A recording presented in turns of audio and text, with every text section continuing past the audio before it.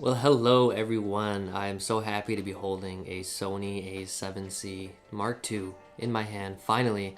I've been waiting for this camera for the last probably 2 years. As you guys know, I was an APS-C shooter from the beginning up until now because I was waiting for a full frame camera in this smaller body to come, and I was kind of late to the game with A7C because I just bought the A6400, so I figured, hey, I'll just wait for the next generation to come out. So I wanted to make a really chill, laid-back video, kind of giving you guys my perspective on this camera after having it now for almost a month, getting there. And it was so cool because I was able to take this camera out for the first time ever on a little trip to Yosemite National Park. And I came home all excited to look at the photos, and what do you know? Lightroom did not support the file. They did not support the raw files that come out of this camera, and I guess this is pretty typical for brand new cameras, and we just have to wait for the support to come. So unfortunately, I can show you guys maybe a clip or two of some of the footage I got, but as far as the photos, they were all shot in RAW, so I cannot show you guys those. But I will get those edited as soon as I can. And I'm pretty excited because I took some nice photos and the light was good and the overall vibes were just amazing. And Yosemite is a place you should visit. Anyways, I am hand holding this thing with the active stabilization on. This is 24 frames per second in 4K.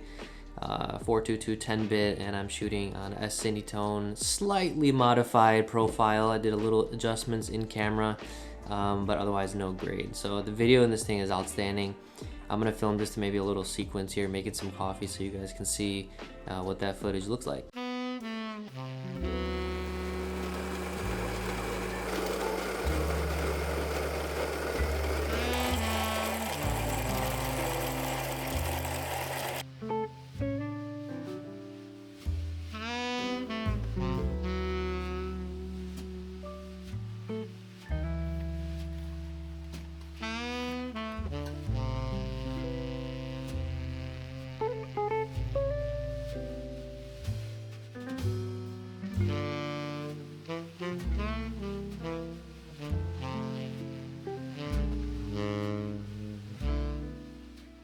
I'm gonna get right to the point with this video, and that is to basically talk about this camera from a photographer's perspective. I was an APS-C shooter, so a lot of my sort of viewpoints on this camera's negatives are gonna be pretty positive. There's a lot of things that people were talking about, features of this camera that they didn't like or they thought they could be better, you know, for a full frame camera at this price. But coming from an APS-C, you see it differently, and a lot of the things that they were hating on are basically not a problem. Because when you come from something lower to something higher, it's never gonna be sort of a downgrade, it's always gonna be an upgrade. But I can see if you came from like an A7R5 to this camera, yeah, there'd be some things that you weren't happy about, but in the most logical sense, that makes sense.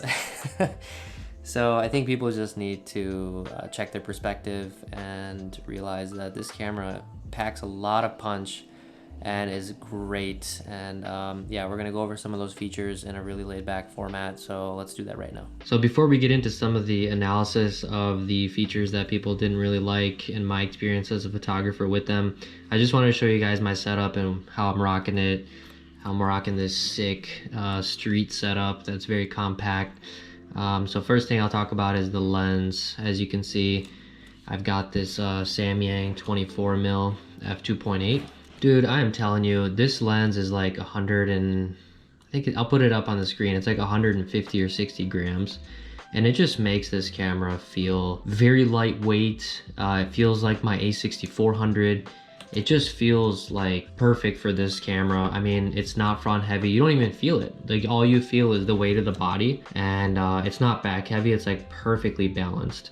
So in the future, when I get more lenses, I'm gonna think about getting some lenses in that sort of weight range, because this Sigma, which I'll talk about, I guess I'll talk about that right now. This I think is about 300 some grams, and it does make this setup a little heavier. And in that regard, I could totally see myself buying that grip that you can buy for 150 bucks. I think that would make you know, having a lens like this or even something bigger just a little bit easier to hold. But when it comes to holding this guy, I mean, I took it to Yosemite with this setup, and it was beautiful. Like, it was such a great experience to take this setup there for the first time and to shoot some amazing landscape. So that's the lens I'm rocking on it. Of course, I've got the Black Satin 1, which is my favorite filter. Pretty much it's on every lens at every time. Yeah, so I don't have any accessories right now. I may get some in the future, but currently I'm rocking this Clever Supply Co. Leather strap, and this is the sort of the darker brown, not the lighter brown, as you can see. And I actually got the short one, so it's really nice. Like, it sits on my chest exactly where I would want it if I'm doing street, and it hangs nicely basically under your armpit when you're slinging it over your shoulder. So I really like the position there, and I like this strap better because the leash is kind of slippery, and this leather just, you know, it latches onto your clothes right away, and it just becomes very sticky to your arm. It's not going to fall off. So this was kind of expensive, but you're only going to buy it once, and it's definitely a quality piece of material, quality piece of workmanship, craftsmanship, whatever you want to call it. I would totally buy another one in the future. I did not get the Joe Greer special one. I just got the, I think it's a 27-inch or 28, whatever the shortest one is, just the standard short strap. One thing I'll say about the unboxing was it was pretty sad. Like, there's no sort of charger block that goes into your wall, and there's no cable. You literally open this thing and all you see is this camera, and you see the battery. That's it. I mean, that's pretty sad. I don't know what happened with these companies. Why are we not giving people chargers? Why are we not giving people cords? Are we turning into Apple, which is probably the worst example to take a note from?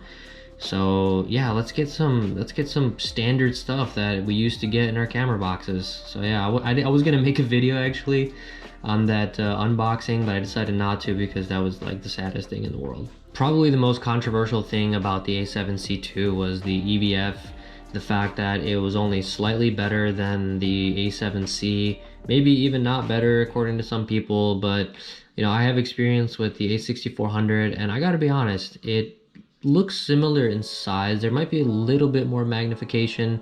It's definitely a lot brighter and clearer, and I never really had an issue with the A6400 EVF. Again, I'm coming from sort of a lower quality perspective into something higher quality, so of course I have some positive things to say.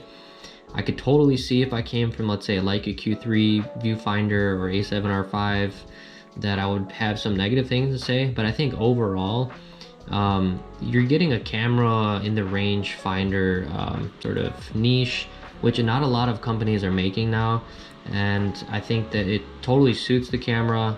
And maybe if they had to make it any bigger, then this camera would be bigger, and the size of this thing is perfect already. I don't want to talk too much about the EVF, but I will say, guys, that I'm not disappointed. I'm very happy with the way it looks.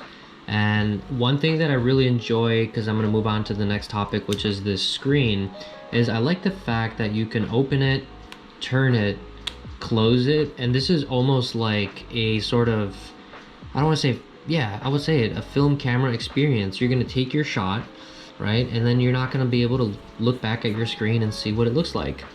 And for me, that's kind of important because I'm going to try every possible way to make this camera usable in the professional sense, but also when I'm taking it out to just enjoy it myself, do some street photography, I want it to feel like film without having to spend all the money on film, because it's getting ridiculous these days. And one of the ways I can do that is by closing the screen, using the viewfinder, taking the shot, and I can review things later at home. To me, that's really enticing, and eventually I plan to pick up a manual lens, which I hope to make a video on that soon, because I did pick up an adapter, earth adapter for Leica M lenses, so that's going to be a little interesting video in the future. I'm not going to say what I'm getting yet, but you'll just have to subscribe and see. But yeah, that's one thing I really like. I do miss the fact that, you know, with the A6400, the screen kind of, you know, went down and you could turn it. And I really don't like this setup for photo, but I really like it for video as a content creator. This is the way to go. So I think it's fine, but most of the time I'm either rocking it closed to give me that sort of like film experience, or I'm just rocking it like this. So if I need to review a shot, I can, or if I'm like making content and I need to switch between photo and video, it'll be a lot easier to navigate that. For which, the third thing I will say, as a content creator, it is really nice to have a hybrid camera because you get the ability to shoot video and photo. And on the A6400, it was so hard to kind of switch back and forth and make sure the settings were in place. I'm so happy that there's a button now where I can go from photo to video in just one click, and all the settings are there and it's just ready to go. Sometimes I will just adjust, you know, the priority that it's on. Like for example, I'll shoot aperture priority when I'm in photo, and then I'll shoot video, and then I'll just move it to either shutter priority to keep it 1/50, or I'll just go to manual. So just a couple extra switches, but no big deal. I am kind of going in the order that I'm seeing things, but I remember that one of the most, or I should say maybe like the second most controversial thing about this camera was the grip, and that, you know, it wasn't big enough. It's an improvement over the A7C, but not by much. I have very, very large hands, which you're not going to be able to really, you know, understand that through this video. But when I picked up this camera for the first time, I thought, wow, this is so nice. Huge improvement over the A6400. I mean, what made the big difference for me is that, like, it's thicker. And the problem with the A6400 was that it was really thin. So now I have like extra, how should I say, camera to hold in terms of width, and my hand doesn't cramp up anymore like it used to with the A6400. So of course there's always going to be the issue of, like, you know, pinky hanging off. I mean, I don't, even on the A7 IV, I think the pinky is still hanging off for some people with big hands. But like, if I just hold it like that, yeah, it may feel like a little cramped up here, but honestly, this is a huge improvement. And honestly, having that pinky under kind of gives some more stability, and it just feels really comfortable in the hand. Now, I can't say the same thing for having a heavier lens on there. That kind of definitely changed the experience a little bit. But overall, I really do like the grip. I probably will get that grip in the future because I do like that lens a lot. This is the Sigma 35 f2. Oh, cat popped up. Sigma 35 f2. This is an amazing lens, and it's not actually bad. I mean, I'll put it on so you guys can see. Oh, now that this is off, one thing I really like is that shutter curtain. Just takes the anxiety of getting dust in on your sensor away. You just pop some lenses on like this out in the wild, and you should be all right. So there we go. Yeah, so even this looks pretty sick, honestly. Again, like I said, it's gonna be a little bit heavier. It's not a huge deal. I'm not, you know, I gotta be honest. It's like, this camera's still really compact, and it's still really light when you compare it to, let's say, if I had the A7 IV. As a photographer, it was kind of difficult being limited by the A6400 to not have any dials. This has all the dials that you need. I love it. People say there's not enough custom buttons. I got a bunch that I really need. One there, and that's it. As you guys can see, I did go with the two-tone silver and black. I've always wanted this ever since the A7C came out. I thought it looked very cool, you know, gives me like film camera vibes, which I like. It's definitely a conversation starter out in the public, and of course with this vintage strap, it's a cool combo for sure. I think once I get that manual lens on this thing, people are probably gonna mistake it for like a film camera, but yeah, I'm really excited to do that. Just a few concluding thoughts here. I'm a very picky guy when it comes to design and function. And I've been looking around in the market for a camera that is like the photographer's camera. And as far as I can see, nobody really makes a camera that's designed for photographers except for Leica. So I was very close to buying a Q2 or a Q3, because I know the Q3 is pretty expensive, because I felt like it really fit my needs as a photographer. A big EVF, a nice screen on the back, just the overall controls, the ergonomics, how it feels in the hand, because this is my tool. This is what I need to be holding all day. Long story short, $6,500 and a fixed lens was not the route that I wanted to go. And I'm not going to buy an SL because, again, it's a big camera. I wanted something a little bit more compact, and I do love that rangefinder style. This just feels so natural to take a camera Do I have one? Oh no, I was gonna put this on my face, but this is not that. But yeah, to be able to put the camera here and shoot it like a rangefinder, to me, I find that so inspiring. I don't want my nose to be hitting the screen. I just love that. So I was thinking, I'm like, okay, what other cameras on the market sort of provide me this high megapixel experience with really good autofocus? You can't forget, like, there's a time and place for manual focus and a time and place for autofocus. I need a camera that does auto really well. And Sony just fits that bill. They have the best autofocus on the market. Canon has nothing. Nikon or Nikon doesn't have anything. Fuji has some options, but you're stuck between APS-C and medium format. There's no full frame option. You have to stay with APS-C, or you have to go for a medium format, which the lenses for those cameras are absolutely insane. So that was an obvious no. I was looking at the 50S though. If I were to pick one of the medium formats, I would pick like the 50S or the 50R. That's pretty much all I have to say for this video, guys. Like, I don't want to make it too boring and long, but I pretty much got out of the way the things I wanted to say about this camera.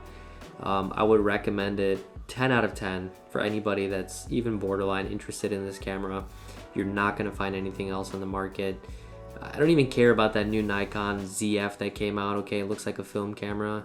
Whoop-de-doo. I already have a camera that looks like that, and I know it's full frame, but it's like you're almost buying something inferior. So these are the kind of, you know, thoughts that are going through my mind. I was pretty close to canceling the pre-order on this camera to wait and see if anything else would come out, but I told myself no, there's really nothing better, and I really fell in love with this camera. What should you expect in the future? Well, I'm definitely going to take this camera out on some POV walks so you guys can see it in action, and once I get the support from Lightroom, I'll have those photos edited from Yosemite, and a video will be coming on that, and we have a couple more road trips planned, so you'll get to see this camera in action. God, I'm so excited. Like, I was so excited to shoot film for the last 3 months, which is what I did, and then once I got this camera, I haven't even thought or looked at my film cameras. Granted, one of them ran out of battery. I have almost zero desire to shoot film because of how expensive it is getting and how much fun this camera has brought me so far. And I just can't wait to get a manual lens for it and see that experience. Thank you guys again. Check out my work, check out my presets. You can visit my website and see who I am and what I do. Yeah, full frame squad all day. I still have a lot of love for APS-C, and I may even buy another APS-C in the future or as a B cam. But yeah, thank you guys for watching. Really hope you enjoyed it, and I'll see you guys in the next one.